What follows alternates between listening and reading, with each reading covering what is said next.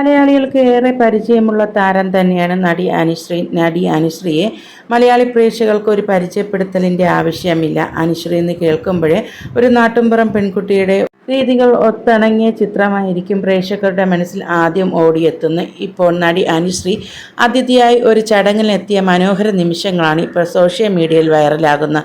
ഒരു തുണിക്കടയിൽ ഉദ്ഘാടന ചടങ്ങിന് വേണ്ടി അനുശ്രീ എത്തിയപ്പോൾ നറുക്കെടുപ്പിൽ വിജയിയെ തിരഞ്ഞെടുക്കുന്ന അനുശ്രീയാണ്. 10,000 രൂപയാണ് വിജയിക്ക് കിട്ടുന്ന സമ്മാനത്തുക.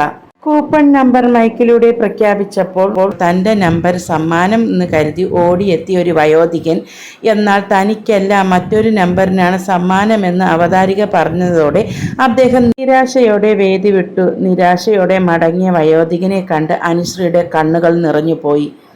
അനുശ്രീ കരയാൻ തുടങ്ങി. കൂടി നിന്നവർ പോലും വിചാരിച്ചില്ല ഇത്രയും ലോല ഹൃദയത്തിൻ്റെ ഉടമയാണോ അനുശ്രീ എന്ന്. ഉദ്ഘാടന ചടങ്ങുകൾക്ക് ശേഷം ആ വയോധികനെ തിരിച്ചു വിളിക്കണമെന്ന് അനുശ്രീ അവരോട് ആവശ്യപ്പെട്ടു.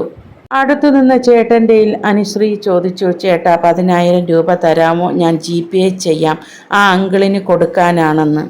കടയുടമ ഉടനെ തന്നെ പറഞ്ഞു, ആ പൈസ ഞാൻ കൊടുത്തു എന്ന്. അപ്പോൾ അനുശ്രീ പറയുകയാണ്, ഇല്ല, എനിക്ക് ആ അങ്കിളിന് പൈസ കൊടുക്കണം, ഇല്ലെങ്കിൽ എനിക്ക് ഉറങ്ങാൻ പറ്റത്തില്ല എന്ന് അനുശ്രീ പറഞ്ഞു.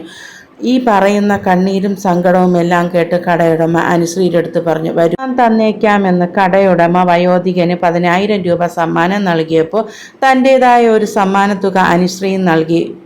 ഇതിൽ നിന്നും പ്രേക്ഷകരും മനസ്സിലാക്കുകയാണ് ഇത്രയും നിഷ്കളങ്കമായ സ്വഭാവക്കാരിയായിരുന്നു അനുശ്രീ എന്നും വിശ്വസിക്കാൻ കഴിയുന്നില്ല എന്ന്. വീഡിയോ വൈറലായതോടെ അനുശ്രീയെ അഭിനന്ദിച്ച് നിരവധി ആൾക്കാരാണ് എത്തിയത്.